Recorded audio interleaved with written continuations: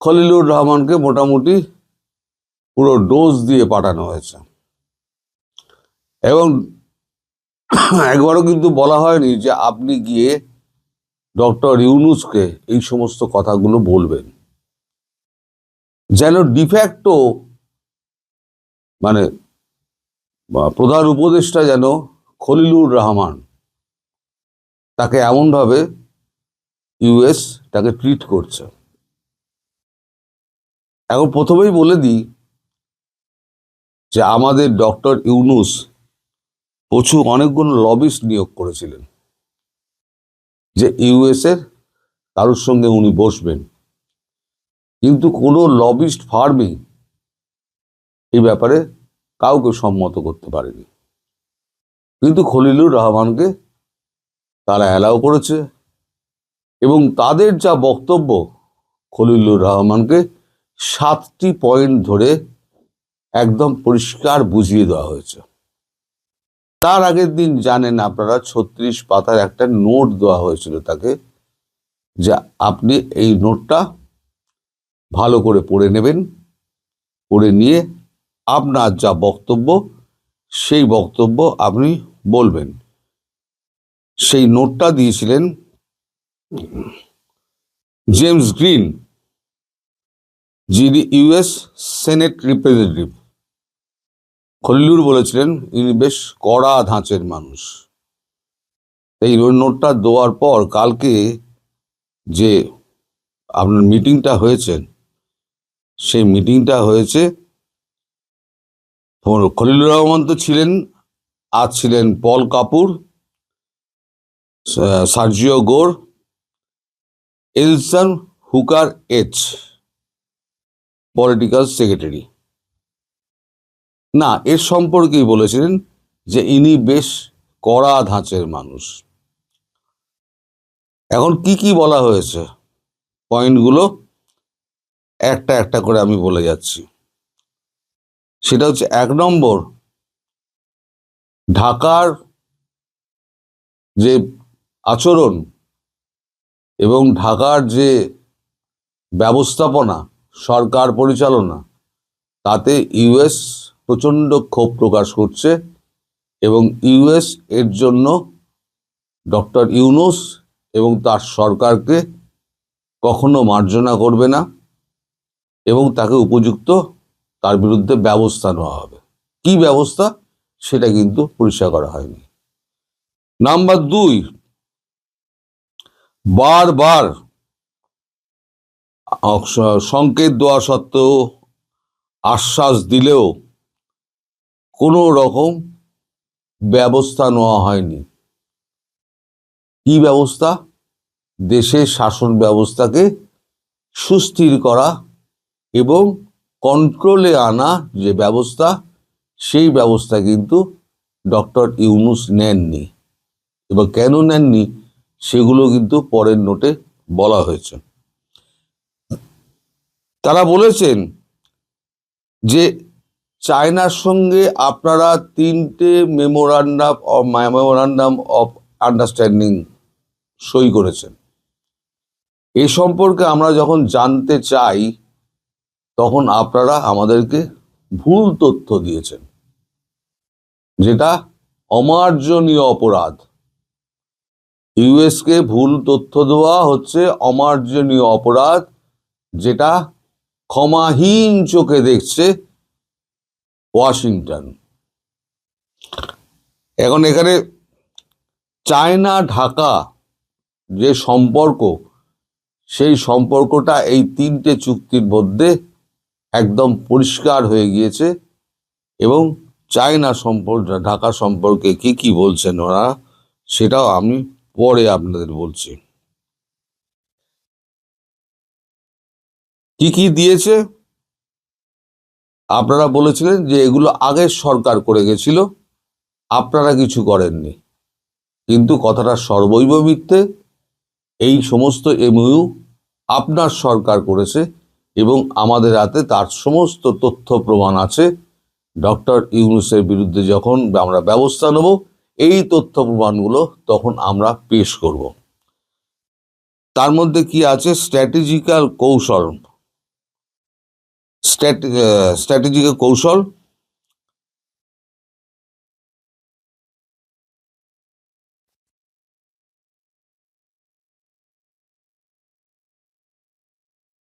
যে অবাধ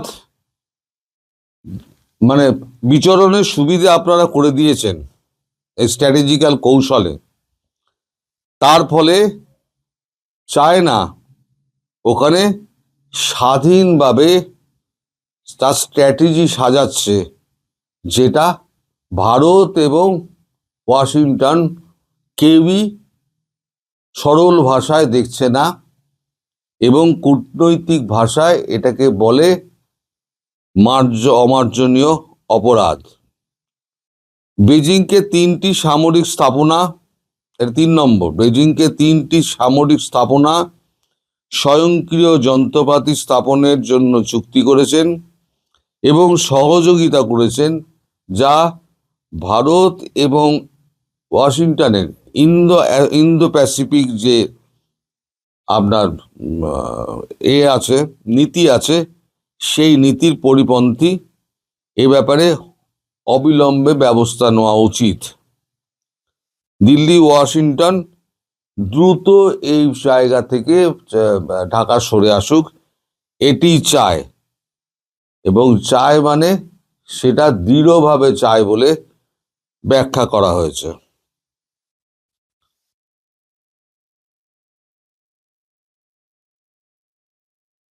তিন নম্বর, ইন্দো প্যাসিফিক নীতিতে ঢাকাকে আরো আন্তরিক হতে হবে।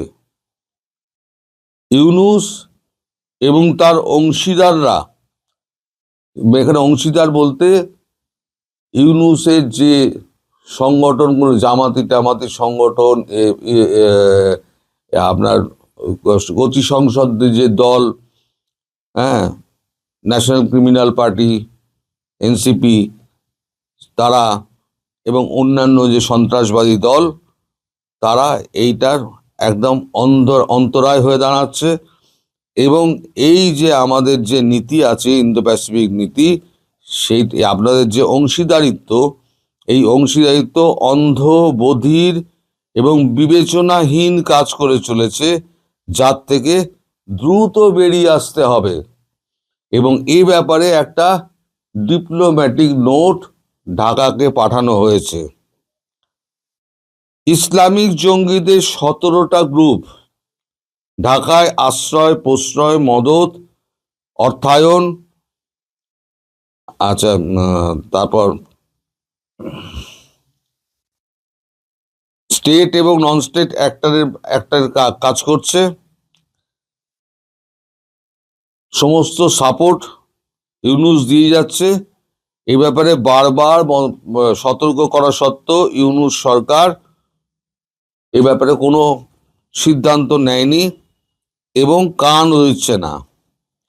ঢাকার সরকার সার্বভৌমত্ব চীনের কাছে বহু আগেই হারিয়ে ফেলেছে।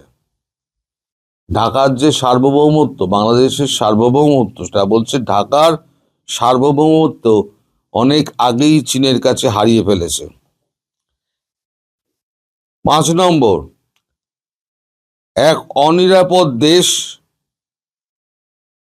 বাংলাদেশ হয়ে উঠেছে, এক অনিরাপদ দেশ, শহর ত্রাসে পরিণত হয়েছে, যেখানে শান্তিপূর্ণ, ইনক্লুসিভ এবং সুষ্ঠু নির্বাচনের মানে কোনো রকম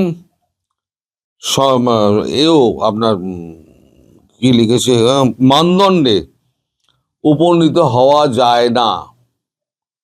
অর্থাৎ বলছেন অনিরাপদ শহরে পরিণত হয়েছে, যেখানে শান্তিপূর্ণ এবং ইনক্লুসিভ সুষ্ঠু নির্বাচনের মানদণ্ডে উপনীত হওয়া যায় না।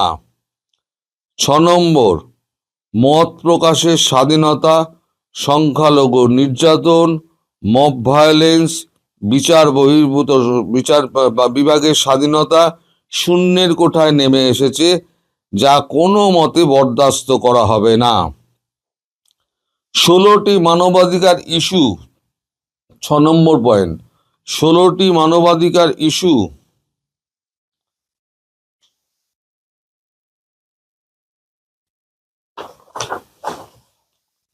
শূন্যের কোঠায় নেমে এসছে। ত্রাস ও ভীতির সঞ্চার, যেটা ভারত এবং ওয়াশিংটন এইটা দর্শকের ভূমিকায় আর বসে থাকতে পারবে না। ঢাকার কাছে কঠিন সময় আসছে। এটা কেবল আমাদের একার কথা নয়, ঢাকা এই ওয়াশিংটন এবং ভারতের যৌথ সিদ্ধান্ত। 7 নম্বর, ভারতকে কৌশলগত চাপে রাখার মানে এই নয় যে চীনকে সমৃদ্ধ চীনকে সমৃদ্ধ করা। এতে ভারত ইউএস তাদের এই নীতি ক্ষতিগ্রস্ত হচ্ছে। অর্থাৎ ইউএস এবং ইন্ডিয়া যৌথভাবে যে এই বিষয়ে কাজ করছে সেটা তারা বারবার মনে করে দিয়েছেন। এখন আপনারা ভাববেন যে একদিকে ট্যারিফ নিয়ে এত কিছু ট্রাম্প করছেন, আবার পাশাপাশি মার্কো রুবিও, জেডি ভান্স তারাও আবার একটা প্যারালালি একটা যোগাযোগ রেখে যাচ্ছে ভারতের সঙ্গে। ব্যাপারটা কি? ব্যাপারটা হচ্ছে যে এরাও ধরে নিয়েছে যে ট্রাম্প ইমপিচড হবেন, ভারতকে কাট করা যাবে না, চীনকে কাট করা যাবে না, রাশিয়া তার তেল বিক্রি করবে এবং ইউক্রেনে নতুন করে আবার যুদ্ধ শুরু করবে। কারণ আমেরিকা যা করেছে, আমাদের মালিক যা করেছেন, মালিক তো একেবারে ন্যাটোর তো গোষ্ঠীর পিণ্ডি পাকিয়ে দিয়েছেন। সেই ন্যাটো নিয়ে আমি পরে একটা ভিডিও করব, ন্যাটোটা নিয়ে। আর একটা ভিডিও করব, সেটা হচ্ছে বঙ্গোপসাগরে নতুন একটা নৌবন্দর হচ্ছে, সামরিক নৌবন্দর। সেটা ব্যাপারেও আপনাদের বলবো নেক্সট কোন একটা ভিডিওতে। আজকে এই যে আপনারা দেখছেন যে মার্কো রুবিও একরকম কথা বলছেন, ভারতের সঙ্গে যোগাযোগ করছে, ট্রাম্প আবার ওদিকে 5% ট্যারিফ বসানোর কথা বলছেন, একেবারে দুমদাম বকে যাচ্ছেন। এর আগে আমি একটা ভিডিওতে বলেছিলাম, মার্কিন কংগ্রেস, ডেমোক্র্যাট এবং রিপাবলিকান তিনজনেই বলে দিয়েছিল যে আপনি এখন আর কোনো রকম টুইট করবেন না, ভারতের বিরুদ্ধে কোনো রকম মুখ খুলবেন না। কিন্তু মালিক তো মালিক আবার একটা ছেড়ে দিয়েছেন, ভারত মোদিজি আমার খুব ভালো বন্ধু, কিন্তু আমায় খুশি করতে পারেননি। তিনি এখন ইউএস থেকে তেল কিনে যাচ্ছেন, তাই আমি তার উপরে 500% ট্যারিফ চাপাব। এতে কি হচ্ছে? ইউএস এর সঙ্গে সম্পর্ক খারাপ হচ্ছে। ইউএস জানে যে বহু বছর বাদে আমাদের সঙ্গে সম্পর্কটা একটুখানি ঠিক হয়েছে, তাই আমাদের যদি করতে হয় তাহলে এমন কিছু করে দেখাতে হবে যেটাতে ভারত সন্তুষ্ট হয়। ভারত যেটা বরাবরই চাইছে যে বাংলাদেশ থেকে পা তোলো। তাই এই সামন্তরাল একটা প্রশাসন দুদিকে চলছে, একদিকে হচ্ছে ট্রাম্প আর তার কয়েকজন সঙ্গী সাথী, আর বাকিটা হচ্ছে পুরো ইউএস কংগ্রেস, ইউএস ডেমোক্র্যাট এবং রিপাবলিকান এবং আপনার মার্কো রুবিও, জেডি ভান্স। আর এরা জানে, মার্কো রুবিও, জেডি ভান্স জানেন যে ইমপিচ হলে পরে তাহলে জেডি ভান্স হবেন পরবর্তী রাষ্ট্রপতি। তাহলে পরবর্তী রাষ্ট্রপতিকে দাঁড় করাতে গেলে এখন থেকে ভারতের সঙ্গে কাজ করতে হবে, যাতে ভারতের সঙ্গে যে সম্পর্কটা ট্রাম্প নষ্ট করেছেন সেই সম্পর্ক যাতে পুনরুদ্ধার করা যায়। তাই এখন বাংলাদেশের ব্যাপারে তারা উঠে পড়ে লেগেছে। এটা হলো মোদ্দা ব্যাপার। তবে এই যে সমস্ত আলোচনাটা হয়েছে, এই আলোচনার মধ্যে ইউনূস সম্পর্কে কোনো রকম মন্তব্য করা হয়নি। শুধু বলা হয়েছে, ইউনূস ওদের খলিলুরকে বলে দেওয়া হয়েছে যে ভারত এবং ওয়াশিংটন চায় দ্রুততম এই সময়ের মধ্যে এইগুলো ঠিক করতে। যদি না হয় তাহলে ডক্টর ইউনূসকে, সরকার প্রধানকে এবং সরকারের অন্যান্য যারা আছে অংশীদারগণ, তাদেরকে চরম শাস্তি পেতে হবে এবং সেটা খুব বেশি দূরে নয়। কারণ যা হচ্ছে ইউনূসের কিন্তু খাল খিঁচে দেবে, এইটুকু বলা যায়। ভারতও খিঁচবে, আমেরিকাও খিঁচবে। যদি ভারত তুলে না আনে তাহলে এবারে আমেরিকা তুলে নিয়ে যাবে, এ ব্যাপারে নিশ্চিন্ত থাকুন। আর সেক্ষেত্রে ভারত আমেরিকাকে বেস ইউজ করতে দেবে, যে তোমার হেলিকপ্টার নিয়ে এসো, আমার বেসে নামাও, নয়ডায় নামাও, নয়ডা থেকে তুমি তুলে নিয়ে যাও, গিয়ে ঢাকা থেকে তুলে নিয়ে আসো। তাহলে ভারত ঢুকলো না, পার্শ্ববর্তী রাষ্ট্র ঢুকলো না, যে বসিয়েছিল ইউনুসকে বসিয়েছিল ইউএস এসে নেভি সিল এসে বুটস অন গ্রাউন্ডস করে নেপথ্যে চ্যাংদোলা করে তুলে নিয়ে চলে যাবে। আর এটা ইউএস এর কাছে কোনো সমস্যাই নয়। এটা পৃথিবী একবার দেখে নিয়েছে, ট্রাম্প দেখিয়ে দিয়েছে। ট্রাম্পের দেখানো পথে হেঁটে মার্কো রুবিও এবং জেডি ভান্স এই কারবারটি করতে চলেছেন।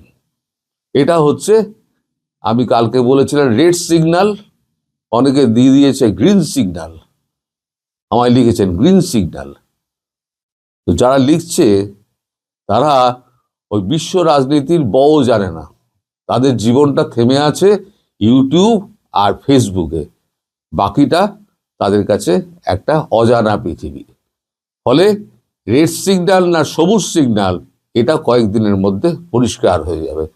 আপনাদের যে এত কৌতূহল ছিল যে খলিলুর কি বার্তা দিয়ে এলেন, খলিলুর একটা সাংঘাতিক বার্তা দিয়ে এলেন, সেটা হচ্ছে মার্কিন